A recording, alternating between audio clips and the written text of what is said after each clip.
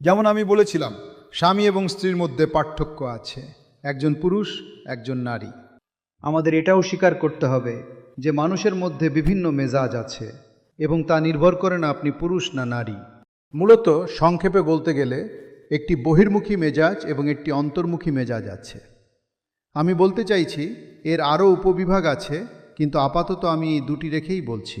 কিছু মানুষ খুবই বহির্মুখী। তারা সেই ধরনের মানুষ যাদের প্রভু প্রচারক হতে ডাকেন, কারণ তারা সহজেই বন্ধু তৈরি করতে পারে, তারা সহজেই অপরিচিতদের সাথে কথা বলতে পারে এবং তারা কোনো অসুবিধা পায় না। এবং তারপর অন্যরা আছে যারা আরও অন্তর্মুখী, এবং এটা কোনো ত্রুটি নয়, এটা শুধু আরেকটি মেজাজ। এরা সেই ধরনের মানুষ যাদের ঈশ্বর হয়তো শিক্ষক হতে ডাকেন, বা যারা সেই ধরনের সেবায় ডাকা হয়, কিন্তু একটিও অন্যটির চেয়ে ভালো নয়। আমি ভাবতাম, জানো, যখন আমি বড় হচ্ছিলাম, আমি মূলত একজন অন্তর্মুখী ব্যক্তি ছিলাম, এবং আমি সেই বহির্মুখী ধরনের লোকদের হিংসা করতাম যারা গিয়ে কারো পিঠে চাপড় মেরে বলতো, হাই বন্ধু, তোমাকে দেখে ভালো লাগছে, বা সম্পূর্ণ অপরিচিতের সাথে কথা বলতে যেত। আমি সেই ধরনের ছিলাম না, এবং আমি ভাবতাম, বাহ, আমি যদি এমন হতাম, আমি এভাবে আরও ভালো খ্রিস্টান হতে পারতাম। কিন্তু আমি একটি ছোট বই পড়েছিলাম যা সেই দিনগুলোতে আমাকে সত্যিই সাহায্য করেছিল। এটি ছিল টিম লাহায়ের লেখা স্পিরিট কন্ট্রোল টেম্পারামেন্ট, এবং সেই বইয়ের মূল সংস্করণটি খুব ভালো ছিল। পরে জানেন, তারা এটি প্রসারিত করেছিল, এবং আমি জানি না আজ এটি কেমন, কিন্তু আমি সেই বই থেকে একটি গুরুত্বপূর্ণ পাঠ শিখেছিলাম, যে প্রতিটি মেজাজের ভালো এবং খারাপ দিক আছে। এটাই আমাকে সাহায্য করেছিল। আমি ভাবতাম অন্তর্মুখী ব্যক্তি খারাপ দিকপূর্ণ এবং বহির্মুখী ব্যক্তি ভালো দিকপূর্ণ, এবং আমি মনে করি অনেক মানুষ আপনি এভাবে ভাবেন, ওহ, আমি এত সংরক্ষিত এবং শান্ত, এবং আমি গির্জায় উঠে কথা বলতে পারি না, এটাই সব খারাপ দিক। কিন্তু এই অন্য ব্যক্তিটিকে দেখুন, কতটা মিশুক, একজন বহির্মুখী, সহজেই বন্ধু তৈরি করে। আমি চাই আমি এমন হতাম। সেখানে আমি যা আবিষ্কার করেছিলাম তা হলো যে একজন বহির্মুখী ব্যক্তি হয়তো এই ক্ষমতা রাখে মানুষের কাছে পৌঁছানোর এবং অনেক কিছু করার, বন্ধু তৈরি করা। কিন্তু যদি আপনি তাকে একটি কাজ করতে, সে হয়তো কাজটি সঠিকভাবে করবে না, অথবা দীর্ঘ সময় ধরে তা নিয়ে গড়িমসি করবে। আপনি তাকে যে নির্দিষ্ট কাজটি দেন, সে তা করার ব্যাপারে যত্নবান এবং বিশ্বস্ত নয়। সে হয়তো সম্পূর্ণভাবে উপেক্ষা করতে পারে বা ভুলে যেতে পারে। যেখানে অন্তর্মুখী ব্যক্তি, সে সহজে বন্ধু তৈরি করতে পারে না, কিন্তু আপনি যদি তাকে একটি কাজ দেন, সে তা যত্ন সহকারে করবে এবং সময় মতো আপনাকে ফিরিয়ে দেবে। তাহলে কোনটি ভালো? এটাও একটি খ্রিস্টান গুণ, যে কেউ আপনাকে একটি কাজ করতে দেয়, আপনি তা যত্ন সহকারে সাবধানে করেন এবং সময় মতো ফিরিয়ে দেন। তাহলে দেখুন, উভয় মেজাজের ভালো দিক এবং দুর্বল দিক আছে। তাই স্বামী এবং স্ত্রী হিসাবে আপনি দেখতে পারেন যে আপনার স্ত্রী একটি ভিন্ন মেজাজের। হয়তো সে একজন বহির্মুখী ব্যক্তি এবং আপনি একজন অন্তর্মুখী ব্যক্তি, বা উল্টো। এখন একজন বহির্মুখী ব্যক্তি, এখন আমি আপনাকে বলবো এটি বিবাহের সাথে কিভাবে সম্পর্কিত। বহির্মুখী ধরনের ব্যক্তি খুবই যোগাযোগকারী। তারা অনেক কথা বলতে পারে, তারা বসে কথা বলতে পারে এবং কথা বলতে পারে এবং কথা বলতে পারে। তারা এমনই। এবং অন্তর্মুখী ধরনের ব্যক্তি হয়তো ও আধ্যাত্মিক নয়, কিন্তু এত কথা বলে না, যেমন পুলু। আমি আপনাকে একটি উদাহরণ দিয়েছিলাম একটি খুব ধার্মিক বাড়ির, যা আমি একবার পরিদর্শন করেছিলাম। আমি এটি অনেকবার উল্লেখ করেছি, যেখানে আমি 1 ঘন্টার জন্য পরিদর্শন করেছিলাম। স্ত্রী 54 মিনিট কথা বলেছিল, আমি 4 মিনিট কথা বলেছিলাম, এবং স্বামী 2 মিনিট কথা বলেছিল। এটি সম্পূর্ণ সত্য, এবং সে পরচর্চা করেনি, সে কোনো খারাপ কথা বলেনি, শুধুমাত্র শাস্ত্র বলছিল, কিন্তু সে কথা বলছিল এবং কথা বলছিল এবং কথা বলছিল এবং কথা বলছিল। আমি এটাকে মৌখিক ডায়রিয়া বলি। এটা ভালো জিনিস নয়, আপনাকে এটি থেকে নিরাময় করতে হবে, কিন্তু এটাই বহির্মুখী মানুষদের মতো। এবং তাই আপনি দেখতে পারেন যে আপনি কথা বলতে এবং বলতে পছন্দ করেন, এবং আপনার স্বামী বা আপনার সঙ্গী এত শান্ত, এবং আপনি বলেন, আরে কিছু বলো। তুমি কি তার মেজাজ পরিবর্তন করার চেষ্টা করছো? তুমি এটা করতে পারবে না। তাই আমি যা বলার চেষ্টা করছি তা হলো, আপনার সঙ্গীকে আপনার মতো করার চেষ্টা করবেন না।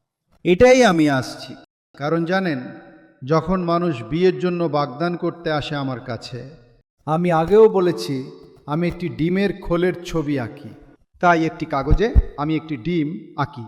আমি বলি, এখন আমি এই ডিমটি ভাঙব, আমার হাতে এটি ভাঙব, ছুরি দিয়ে সুন্দরভাবে কাটবো না, বরং টেবিলে আঘাত করে ভাঙব, এবং আপনি যখন এভাবে ভাঙেন এটি সুন্দর অর্ধেক আসে না, এটি খাযুক্ত প্রান্ত দিয়ে আসে। এই প্রান্তটি খাযুক্ত প্রান্তে পূর্ণ এবং এই প্রান্তটি খাযুক্ত, এবং আমি সেই কাগজের নিচে এটি আঁকি এবং আমি বলি, এটাই তোমাদের দুজনের অবস্থা। তোমাদের দুজনেরই অনেক খাযুক্ত প্রান্ত আছে, একজন নয় অন্যজন। আপনি অন্য ব্যক্তির খাযুক্ত প্রান্ত দেখেন, কিন্তু আপনি আপনার নিজেরটি দেখেন না, কিন্তু আপনারও আছে। এবং মজার বিষয় হলো যে যেখানে এই ডিমের অর্ধেক খাযুক্ত প্রান্ত আছে, এই অর্ধেকের একটি অবনমন আছে, কারণ এটি সেখান থেকে ভেঙে গেছে, তাই না? এবং যেখানে সেই ডিমের অর্ধেক খাযুক্ত প্রান্ত আছে, এই অর্ধেকের একটি অবনমন আছে। আমরা এর থেকে কি শিখি? যে আপনি আপনার স্বামীর শক্তিশালী দিক এবং দুর্বল দিকগুলি যেমন আছে তেমনই ছেড়ে দিতে হবে, কারণ আপনি তাদের পরিপূরক করেন। পরিপূরক মানে আপনি তাদের বিপরীত পেয়েছেন। কিন্তু এখন আমি এই দুটি অর্ধেক একসাথে নিই এবং তাদের একসাথে রাখি, কোনো ফাঁক নেই, একদমই না, এটি পুরোপুরি ফিট করে। এটি একটি ছোট উদাহরণ, কোনো উদাহরণই নিখুঁত নয়, কিন্তু এটি একটি ছোট উদাহরণ যা আমাদেরকে বুঝতে এবং গ্রহণ করতে সাহায্য করে এমন একজন সঙ্গীকে যিনি আপনার থেকে মৌলিকভাবে ভিন্ন, আধ্যাত্মিক নয়, কিন্তু মেজাজ এবং যোগাযোগের ক্ষমতা বা বহির্মুখী বা অন্তর্মুখী হওয়ার ক্ষেত্রে ভিন্ন, এর মধ্যে কোনো সুবিধা নেই। আপনি জানেন, অনেক কিছু আছে যা আমরা নিয়ে জন্মেছি, তা পরিবর্তন করার চেষ্টা করবেন না। উদাহরণস্বরূপ, আমরা আমাদের ত্বকের রং নিয়ে জন্মেছি। আপনারা কেউ কি আপনার সঙ্গীর ত্বকের রং পরিবর্তন করার চেষ্টা করেন? না, আমি বলতে চাইছি, আপনি পাউডার এবং সেই ধরনের জিনিস লাগাতে পারেন, কিন্তু আপনি সত্যি ত্বকের রং পরিবর্তন করতে পারবেন না। আপনি একটি ব্যক্তির বুদ্ধিমত্তা খুব বেশি পরিবর্তন করতে পারবেন না। আপনি তাদের কঠোর অধ্যয়ন করতে পারেন, কিন্তু এই মৌলিক বুদ্ধিমত্তা আমরা নিয়ে জন্মেছি, ত্বকের রং আমরা নিয়ে জন্মেছি, এবং আমি এটাও বলতে চাই, মেজাজ আপনি নিয়ে জন্মেছেন। আমরা কখনো ত্বকের রং পরিবর্তন করার চেষ্টা করি না। কেন আপনি সেই ব্যক্তির মেজাজ পরিবর্তন করার চেষ্টা করেন? আমাদের একে অপরকে তাদের মেজাজের দুর্বল দিকগুলি কাটিয়ে উঠতে সাহায্য করতে হবে, এতে আমি একমত। এবং এটাই সেই বইয়ে আমি সাহায্য পেয়েছিলাম, যে যখন আপনি পবিত্র আত্মায় পূর্ণ হন, পবিত্র আত্মা জানেন আপনার মেজাজের দুর্বল দিকগুলি কি। হয়তো পবিত্র আত্মা দেখেন যে আপনি খুবই মিশুক, কথা বলার ধরনের মানুষ, যা একজন প্রচারকের জন্য খুবই ভালো, কিন্তু পবিত্র আত্মা আপনাকে দেখান যে আপনার কথা বলার অভ্যাসে একটু নিয়ন্ত্রণ করতে। আর আমি তোমার অবহেলা, অসাবধানতাকে একটু নিয়ন্ত্রণ করতে চাই। আমি তোমাকে শেখাতে চাই যে যখন তোমার কাছে কোনো কাজ দেওয়া হয় তখন তা করো, বা অন্য ব্যক্তিকে বলো আমি এটা করতে পারবো না। কিন্তু অন্য ব্যক্তিকে এমন অবস্থায় রেখো না যে 3 সপ্তাহ পর সে বলে, তুমি কি এটা করেছো? আর তুমি বলো, আমি তো এখনো শুরুই করিনি। তুমি কেন শুরুতেই তাকে বলনি? করতে পারবো না, এটা ঠিক আছে। আমরা পৃথিবীর সব কিছু করতে পারি না।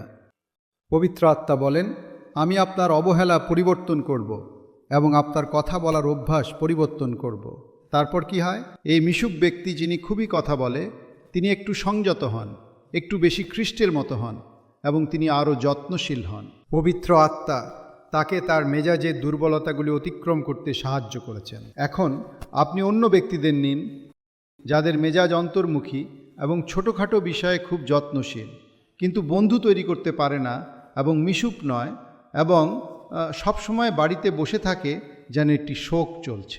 এবং পবিত্র আত্মা বলেন, আমি আপনাকে পরিবর্তন করব, আমি আপনাকে একটু বেশি আনন্দিত করব, আমি আপনাকে একটু বেশি মিশুক করব, সবসময় ভিতরে না তাকিয়ে এবং হতাশ না হয়ে। এবং পবিত্র আত্মা আপনাকে আপনার মেজাজ পরিবর্তন করতে সাহায্য করেন, এবং আমি অবশ্যই বলতে পারি পবিত্র আত্মা আমাকে তাতে সাহায্য করেছেন।